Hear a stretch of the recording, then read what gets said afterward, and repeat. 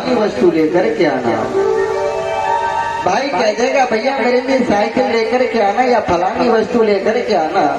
पत्नी भी फरमाइश कर देती है कि बेटा मेरे लिए फलानी चीज लेकर के आना।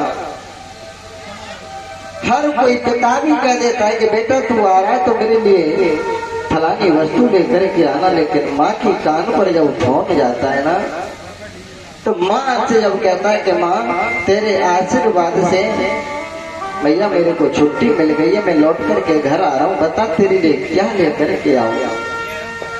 तो माँ यही कहती है कि बेटा मुझे कुछ नहीं चाहिए लाला, तू केवल जल्दी से आजा, मुझे तेरी याद आ रही है, तेरा बुखार रुंद देखना चाहती हूँ।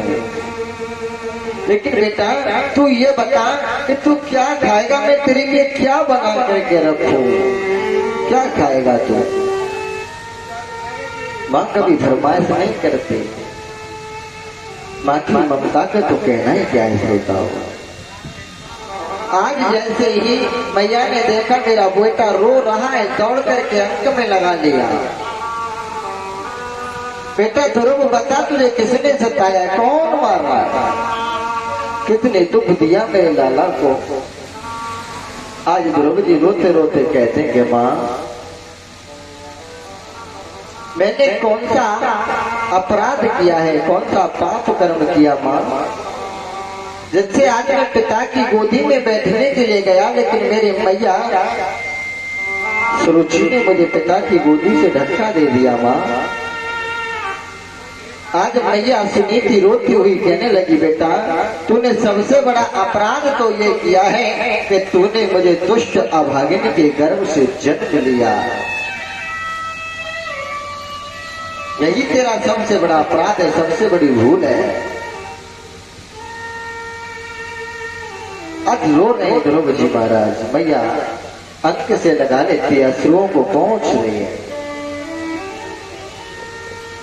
आज मैया से कहने लगे माँ मेरी मैया सुरुचि ने कहा है कि तू गद्दी पे बैठना चाहता है, पिता की गोदी में बैठना चाहता है, तो जंगल में जाकर के प्रभु का भजन कर।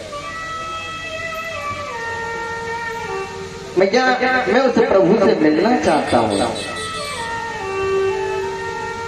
आज माँ कहने लगी बेटा जो ज्ञान जो शिक्षा में तुझे आज तक नहीं दे सकी, वो ज्ञान तेरी सौतेली माँ ने तुझे दे दिया। अरे बेटा तेरा असली पिता उत्तानपाद नहीं, तेरा असली पिता तो वो ईश्वर है, वो परमात्मा है, जिससे मिलने की प्रेरणा मैं ना दे सकी, लेकिन तेरी सौतेली माँ ने दे दी। मैं कहती हूँ बेटा तू कल जंगल में जाए प्रभु की प्राप्ति के लिए, तो तू आज चला जा, और बेटा अगर आज जाए तो अभी चला जा, और अभी जाए तो बेटा तुरंत चला जा, मैं तुझे नहीं रोकती। धन्य ऐसी माँ के लिए जो प्रभु से मिलने की प्रेरणा दे रही है।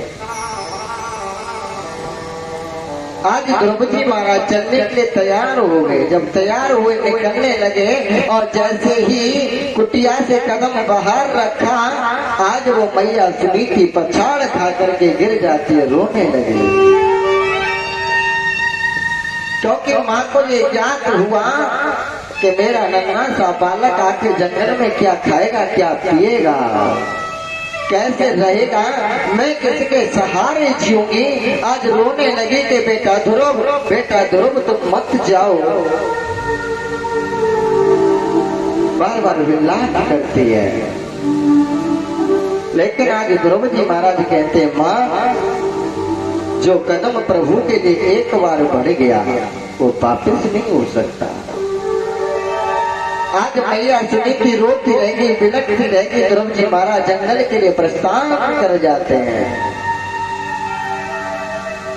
लेकिन कहते हैं श्रोताओ जिस प्रकार हम लोग 50 रुपए के मटके को खरीदते हैं, तो उसको ठोक पीट करके बजा करके पानी डाल करके चेक करते हैं कि कहीं से रिस तो नहीं रहा, पानी तो नहीं निकल रहा, कच्चा तो नहीं है।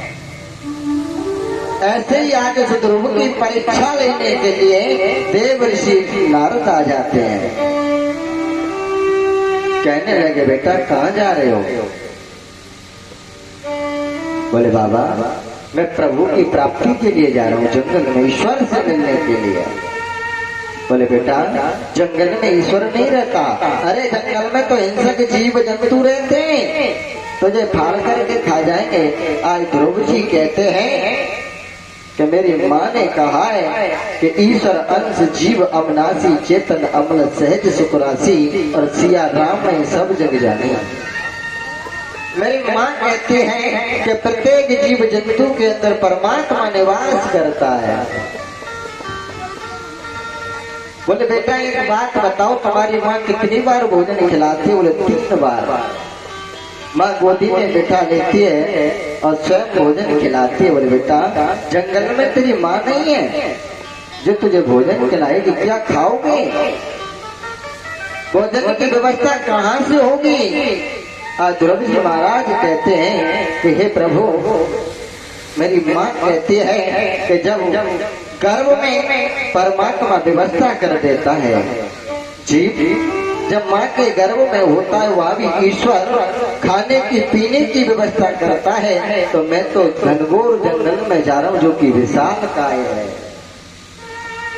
तो परमात्मा स्वयं व्यवस्था करेगा। आज कहते हैं श्रोताओं, नारद जी को मालूम पड़ गया कि ये बालक पीछे लौट नहीं सकता। इसके मन में प्रभु के लिए ललक तड़पन है, भाव है, श्रद्धा है, विश्वास है। आज कहते हैं श्रोताओं, ओम नमो भगवते वासुदेवाय, ये मंत्र आज देव ऋषि नारद ने ध्रुव को दिया। कहा कि बेटा जा तो रहे हो, उस ईश्वर को किस नाम से पुकारोगे, क्या कहोगे? बेटा आप ओम नमो भगवते वासुदेवाय का जाप करना, इसी नाम से पुकारना उस ईश्वर को। आज नारद जी के कहने पर ध्रुव जी महाराज आगे बढ़े हैं और जाकर के श्रोताओं मधुवन में बैठ जाते हैं। यमुना जी के किनारे मथुरा के नजदीक जो मधुवन है, आज उस मधुवन में जाकर के भक्त ध्रुव प्रभु के लिए चिंतन करने बैठ जाते हैं। कहते हैं श्रोताओं, ध्रुव जी महाराज जैसे प्रभु की उपासना ध्यान समाधि प्रारंभ करते हैं ना, तो बताते हैं कि पहले स्टार्टिंग में ध्रुव जी महाराज ने एक फल खाया और एक फल खा करके ध्रुव जी महाराज ने 1 महीने तक तपस्या की। केवल 5 वर्ष का बालक है ध्रुव, एक फल खा करके 1 महीने तक तपस्या की। दूसरा महीना प्रारंभ हुआ, फल का त्याग कर दिया, अब तो पत्ते खाने लगे और पत्ते खा करके 2 महीने तक तपस्या की। कहते श्रोताओं पत्तों का भी त्याग किया, जल पी लिया और जल पी करके 3 महीने तक तपस्या की। और कहते श्रोताओं आज ध्रुव जी महाराज ने सब कुछ त्याग दिया। कहते श्रोताओं सांसों को रोक लिया, प्राण वायु को अवरुद्ध किया ध्रुव जी महाराज ने। आज ध्रुव जी महाराज की लगन उस प्रभु के श्री चरणों में जाकर के लगी। ध्रुव जी बैठ गए मधुबन में और लो लग रही हरे भजन में। ध्रुव जी बैठ गए मधुबन में लो लग रही हरे भजन में।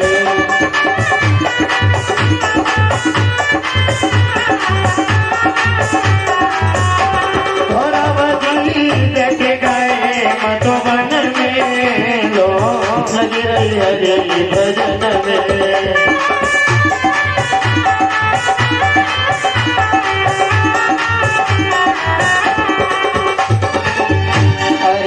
माथे तिलक वस्त्र पीतांबर सर में मोहन माला है। माथे तिलक वस्त्र पीतांबर सर में मोहन माला है। किलो देख लगाए दियो आसन 5 बरस को लाना है। किलो देख लगाए दियो आसन 5 बरस को लाना है।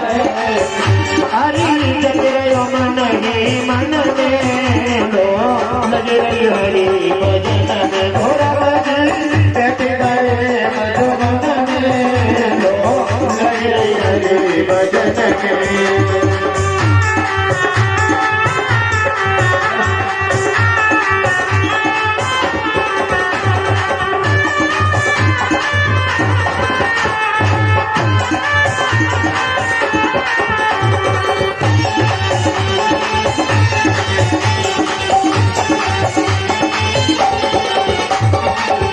अरे मधुरापुरी यमुना के तीर पे मधुरापुरी यमुना के तीर पे देख गयो धब सपधारी मधुरापुरी यमुना के तीर पे देख गयो धब सपधारी करने लगा तपस्या वन में भूख प्यास सब तज डारी करने लगा तपस्या वन में भूख प्यास सब तज डारी।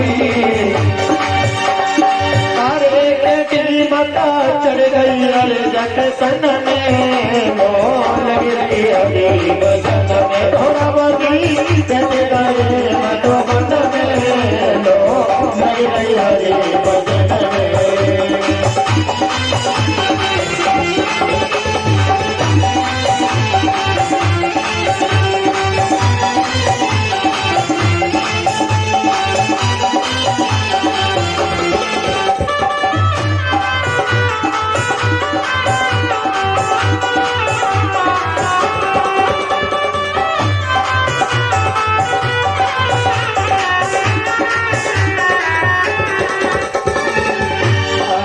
भादो महीना रात अंधियारे भादो महीना रात अंधियारे वर्षा है रही भारी भादो महीना रात अंधियारे वर्षा है रही भारी कितनो कुमर बनी में तपिलयो कितनो कुमर बनी में तपिलयो घटाओ मर रही भारी कितनो बरबरी में तपिलयो घटाओ मर रही भारी बिजली कड़क रही गगन में लो लगी रही हरि भजन में घोड़ा बजी चल गए मधुबन में लो लगी रही हरि भजन में घोड़ा बजी बैठ गए मधुबन में लो लगी रही हरि भजन में। आज कहते श्रोता हो 5 वर्ष के द्रौपदी महाराज ने अपने प्राण वायु को रोक दिया और जैसे प्राण वायु को रोका कहते श्रोता जो पक्षी उड़ रहे थे आज उनको श्वास लेने में दिक्कत तो हो गई। देवता लोग घबराने लगे। ब्रह्मा जी के पास पहुंचे। ब्रह्मा जी नारायण के पास पहुंचे और नारायण भगवान कहने लगे चिंता न करें, मेरा नन्हा सा बालक मेरा भक्त मुझे बुला रहा है, मैं उसके दर्शन के लिए जाता हूँ। दर्शन देने नहीं बल्कि दर्शन के लिए, क्योंकि भगवान अपने भक्तों को दर्शन देने नहीं आते बल्कि दर्शन करने के लिए आते हैं।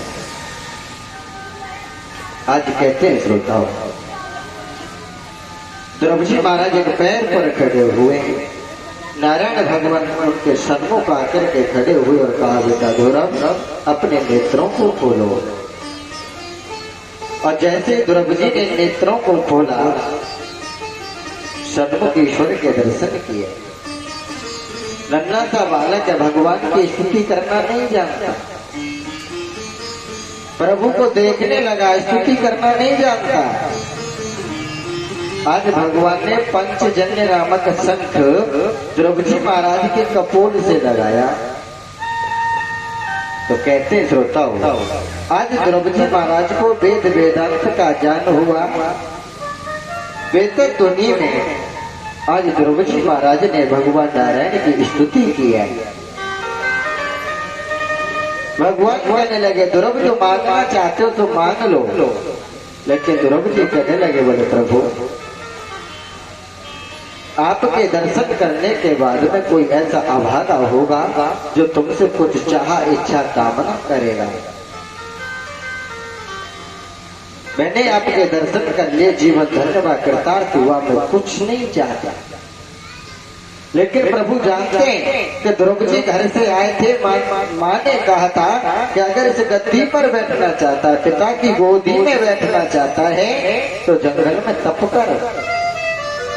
तो आज भगवान ने कहा करे ध्रुव, मेरी भक्ति तो तुम्हें प्राप्त होगी, लेकिन इससे पहले आप लौट करके अपने महलों में जाओ। वो गद्दी तुम्हारा इंतजार कर रही है। 36,000 वर्षों तक आप राज्य का सिंहासन का सुख भोगो और उसके बाद मेरे धाम को आ जाना। आज कहते श्रोताओं, नन्हे से ध्रुव जी महाराज लौट करके आए और जैसे उत्तानपाद ने सुना कि मेरे नन्हे से बालक ने प्रभु की प्राप्ति कर ली है, प्रभु की कृपा हो गई, तो जा पर कृपा राम की हुई और वहां पर कृपा करे सब कोई। उसी क्षण उत्तानपाद राजा ने राज्य का त्याग किया और अपने नन्हे से पुत्र ध्रुव को राज्य गद्दी पर बिठाया। ध्रुव जी महाराज राज्य करने लगे, राज्य को चलाने लगे। लेकिन कहते श्रोता, ध्रुव जी का जो छोटा भाई था, सुरुचि का जो पुत्र था, क्योंकि सुरुचि स्वयं की रुचि से चली थी, कुकर्मों का, आचरणों का, कहते कुकर्मी आचरण उसने अपनाए थे, इसलिए उसके कुकर्मी संतान उत्तम पैदा हुआ। आज वो उत्तम दैत्य बालकों से जाकर के झगड़ा करता है, कभी किसी से झगड़ा करता है। एक दिन दैत्य बालकों से जाकर के वो उत्तम लड़ने लगा, दैत्य बालकों ने उत्तम को मार दिया। और जब उत्तम की मृत्यु हो जाती है, अपने भाई को मरा हुआ देख करके ध्रुव जी को क्रोध आ गया। दैत्य बालकों पर चढ़ाई कर दी, उनको मारने लगे। नारद जी चले आए, बेटा क्या कर रहे हो? अरे भैया, कोई किसी को मारता नहीं है, ना कोई किसी को जन्म देता है। हर मानव अपने कर्म से जन्म लेता है। कर्मणा जायते जंतु कर्मणेव विलीयते, सुखम दुखम भयम क्षयम कर्मणेवाभिपद्यते। बेटा ध्रुव जीव कर्म से ही संसार सागर में आता है, कर्म से ही चला जाता है। सुखम दुखम भयम क्षयम, सुख दुख जो भी प्राप्त होता है बेटा वो कर्म से होता है। आप किसके लिए युद्ध कर रहे हो? अनन्य प्रकार से देवर्षि नारद ने ध्रुव जी को सत्संग कराया।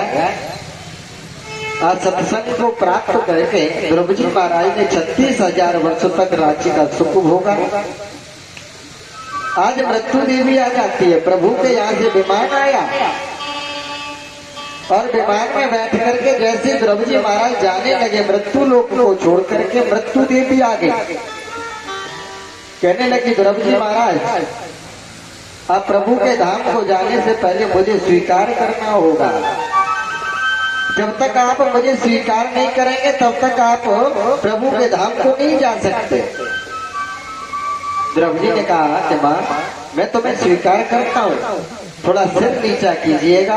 और जैसे उस मृत्यु ने अपने सिर को झुकाया, आज ध्रुव जी महाराज मृत्यु के सिर पर पैर रख करके विमान में बैठ जाते हैं और स्वधेया यानी कि शरीर सहित ध्रुव जी महाराज कहते श्रोताओं मेरे परमात्मा के धाम को चले, जो कि आज लोग ध्रुव लोक के नाम से भी जानते हैं और ध्रुव तारे के नाम से जानते हैं।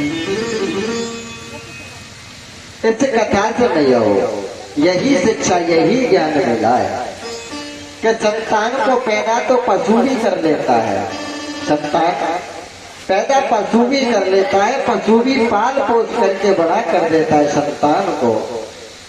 अरे हमारे तुम्हारे तो 1-2 होंगे, लेकिन उस सुगर के तो 12 होते हैं, लेकिन फिर भी वो 12 को पाल पोस करके बड़ा कर देता है। यदि हम अपनी संतान को पाल पोस करके बड़ा कर दें और उसे प्रभु से मिलने की प्रेरणा न दें, संस्कार उसके जीवन में ना डालें, तो तुम में और पशुओं में कोई अंतर नहीं है। तुलसीदास बाबा ने कहा है कि मैं उस माँ को माँ कहता हूँ जिस माँ का एक भी बालक भगवान के चरणों का प्रेमी होगा। तुलसीदास बाबा कह रहे हैं कि मैं हर माँ को माँ नहीं कह सकता। क्यों? क्योंकि माँ तो वही पूजनीय है जिस माँ के गर्भ से एक भी बालक ऐसा जन्म ले जो कि रघुवर के चरणों का प्रेमी हो। तो माँ कहलाने योग्य है। कहते हैं श्रोताओं कि जननी जने तो भक्त जन कहता था कि सूर और नहीं तो जननी तो बांझ रहे सो वृथा गवावे नूर। शास्त्र कहते हैं कि माँ अगर तुझे संतान पैदा करने की लालसा है, इच्छा है, कामना है तो मैया ऐसी संतान को जन्म दे जो संतान तेरा नाम, तेरा यश, तेरी कीर्ति पूरे विश्व में उजागर कर दे। हे मैया ऐसी संतान को जन्म मत दे जो तेरी कोख को भी बदनाम कर दे। पुत्रवती युवती जग सोई और रघुपति भगत जास सुत हुई। वही माँ कहलाने योग्य है जिस माँ का एक भी बालक रघुवर के चरणों का प्रेमी है। वही माँ धन्य कृतार्थ है। अगर जन्म देना है मेरी मैया हो, ऐसी संतान को जन्म दो जो तुम्हारा नाम यश कीर्ति पूरे विश्व में उजागर कर दे।